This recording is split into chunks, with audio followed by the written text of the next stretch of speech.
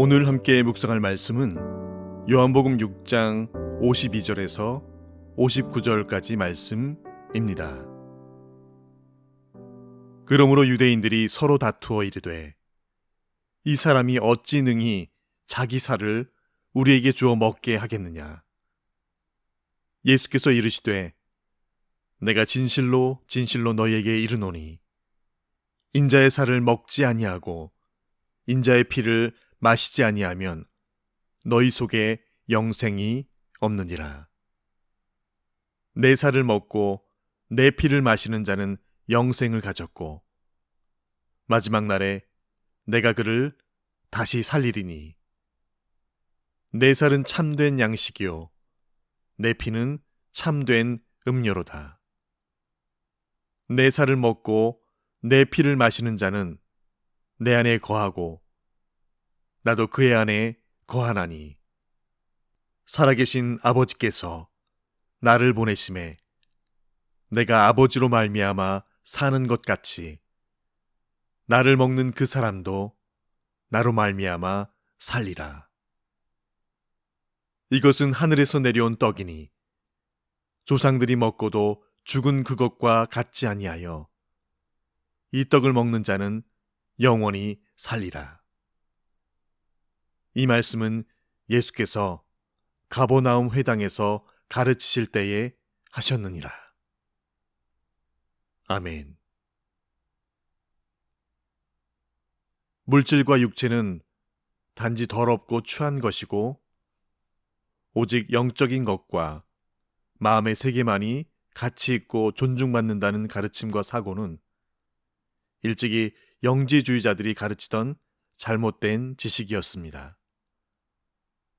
고대 그리스의 플라톤의 이원론적 철학처럼 눈에 보여 존재하는 모든 것은 그저 이데아의 모방인 현상계일 뿐이라는 그 사상과도 맥을 같이 하지요. 그런데 우리 육체는 죽음 뒤에 썩어져 없어질 것 같지만 주님 오시는 그날 우리 영과 몸은 다시 무덤 가운데서 일어나 부활 영체가 되어질 것임을 성경은 분명히 말씀하고 계십니다. 요한은 요한일서에서도 영지주의 이단에 대해 아주 강하게 비판하고 있죠. 요한복음에서는 영지주의보다는 주로 유대교를 비판하지만 오늘 본문에서는 예수님을 믿는 것을 성만찬과 연결시키심으로 우리의 믿음이 영지주의적 신앙이 되어서는 안 된다는 것을 깨닫게 하십니다. 요한복음이 가르치는 믿음은 단지 그저 지적 동의에 머무는 것이 아니라 삶과 그 실천을 함께 동반한다는 것을 말씀해 주시기 위함이죠. 예수님께서 당신의 살이 곧 생명의 떡이라고 하시자 유대인들은 어떻게 예수님이 자기 살을 주어 먹게 하겠느냐고 다투기 시작합니다. 이 다투는 모습 역시 우리가 어제 살펴본 대로 수군거리는 것과 같은, 즉 광야에서 이스라엘이 하나님을 거역할 때 보였던 그런 모습과 동일합니다. 이에 예수님은 영생을 얻으려면 인자의 살을 먹고 인자의 피를 마셔야 한다라고 말씀해 주십니다. 분명 앞에서 예수님의 살을 먹는다는 것은 예수님을 믿는다라는 뜻으로 그렇게 비유적으로 표현하여 설명하였지요. 그런데 요한은 예수님의 입을 빌려 예수님을 믿는 것이란 예수님의 살을 먹고 예수님의 피를 마시는 것, 즉 성찬으로 나타나야 한다라고 그리 이야기하고 있습니다. 이것은 성찬식을 해야만 영생을 얻는다라고 가르치려는 것이 아니죠. 당시 물질 세계, 즉 육체는 무가치하고 영적 세계, 정신만이 고귀하다고 생각했던 영지주의자들의 주장이 잘못되었음을 가르치려는 것입니다. 영지주의자들은 몸으로 하는 행동, 즉 함께 모여 예배하고 교제하고 성찬을 나누고 구제하고 섬기는 활동 등은 모두 무가치하고 신비한 현상을 경험하는 것이 진정한 믿음이라고 보았습니다. 요한은 영지주의자들을 통렬히 비판하면서 교회가 함께 모이고 함께 먹고 마시고 구제하는 등의 삶이야말로 이것이 예수님과 연합하는 참된 믿음과 신앙임을 가르칩니다. 믿음은 결코 정신세계에 국한되지 않으며 실제 삶으로 나타내야 함을 말씀해주고 있습니다. 예수님은 믿는 자들이 어떻게 영원한 생명을 얻게 되는지를 설명하시고 계십니다.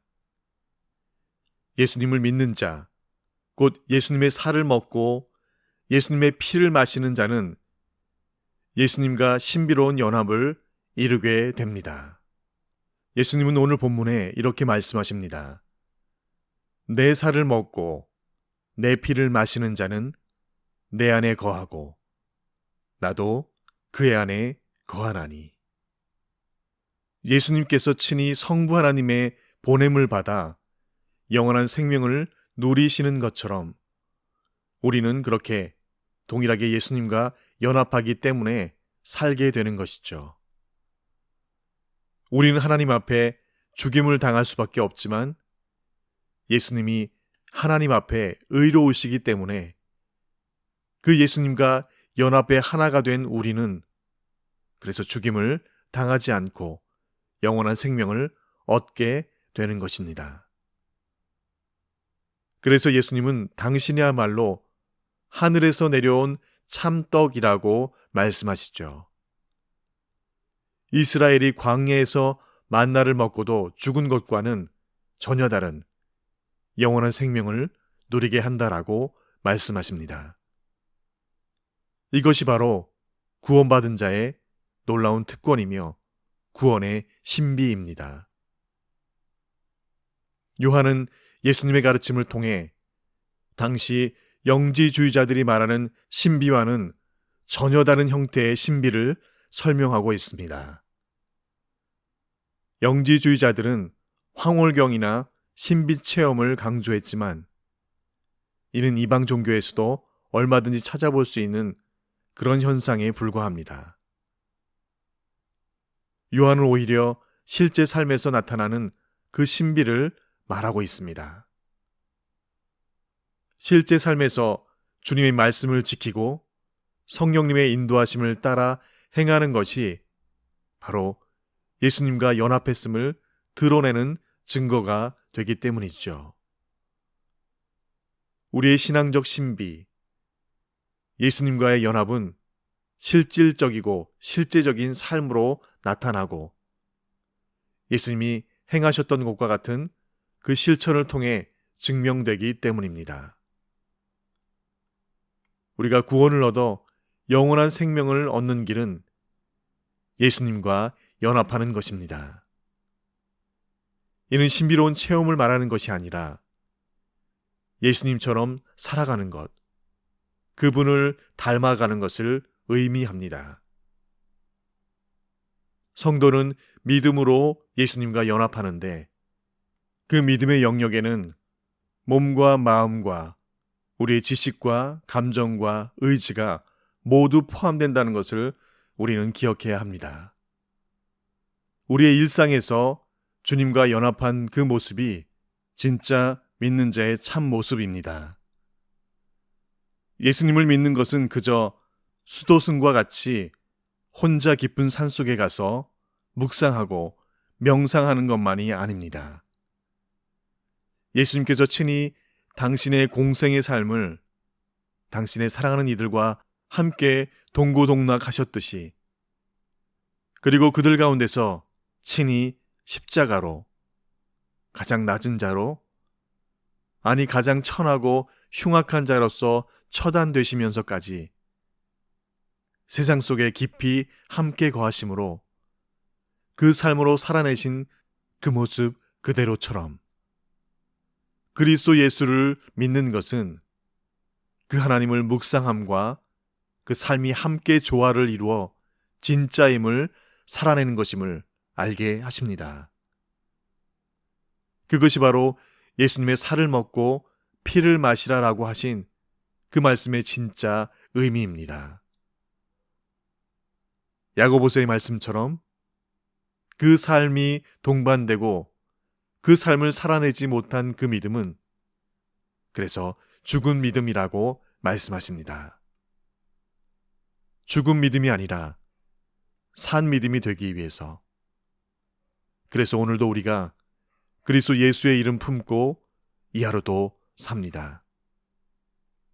그렇게 살아드리는 내 삶을 통해서 참된 양식과 참된 음료이신 예수님이 배고픔과 목마름에 있는 그들에게 배부름과 해갈이 되어지는 그런 이 하루가 되어지게 하소서. 오늘 우리의 기도와 간구가 되길 원합니다. 주신 말씀 기억하며 함께 기도하시겠습니다. 예수께서 가라사대 내가 곧 길이요 진리요 생명이니 나로 말미암지 않고는 아버지께로 올 자가 없느니라. 예수께서 가라사대 나는 부활이요 생명이니 나를 믿는 자는 죽어도 살겠고 무릇 살아서 나를 믿는 자는 영원히 죽지 아니하리니 이것을 내가 믿느냐. 아멘. 아버지 하나님, 길이시고 진리시고 생명 되시는 그리스도 예수님이 계신데 길이 아니고 진리가 아니고 생명이 아닌 것을 위해서 여전히 멈추지 않고 질주하는 열차와 같이 다름질하는 이 세상에 우리 모두가 광야에서 외치는 소리가 되어 예수님만이 길이시고 진리이시고 생명이심을 외치는 그런 부활 증인으로 살겠노라. 그리 고백하며 오늘도 주신 이 하루를 그렇게 값지게 살아드리게 하여 주시옵소서. 내 부활이요 내 생명 되신 우리 구주 예수님의 이름으로 기도합니다. 아멘.